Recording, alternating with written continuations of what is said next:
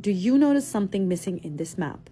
This is a map for the new Middle East, presented during Israeli Prime Minister Benjamin Netanyahu's speech at the United Nations General Assembly on Friday. Online, people were quick to point out that the occupied West Bank and Gaza had seemingly been annexed by Israel in Netanyahu's map. This is not the first time an Israeli official used a map erasing Palestine. Israel's Finance Minister Bezalel Smotrich is back with more inflammatory comments, this time saying that there's no such thing as Palestinians and that him and his grandparents are the real Palestinians. He said this while standing behind a podium that showed a map depicting Israel encompassing the whole of Palestine and even parts of Jordan and Syria.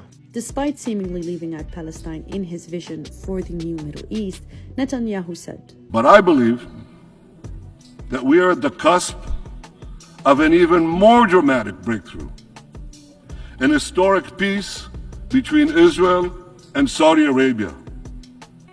Such a peace will go a long way to ending the Arab-Israeli conflict. It will encourage other Arab states to normalize their relations with Israel. It will enhance the prospects of peace with the Palestinians."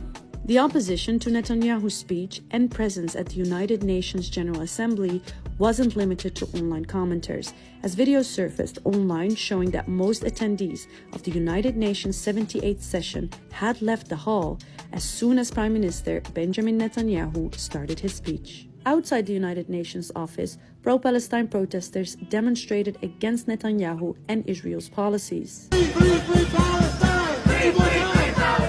While Palestine seems to have been absorbed into Israel in Netanyahu's map, a recently updated official map used in Sardiye showed only Palestine with no mention of Israel. Despite Sardiye's new map not including Israel, normalization between Sardiye and Israel, so you think, if you were to characterize it, are you close? Every day we get closer. Seems to draw closer every day, according to Saudi Crown Prince Mohammed bin Salman. For us, the Palestinian issue is very important. We need to solve that part, and we have a good negotiations continue.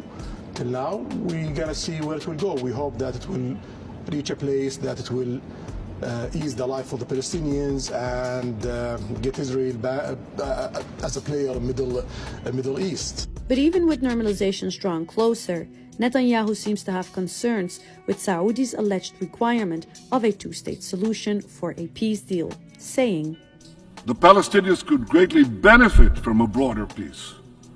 They should be part of that process, but they should not have a veto over the process." So will Sardiye give in to Netanyahu's insistence on not giving Palestinians a veto, or will they demand a Palestinian state to be included in the new Middle East?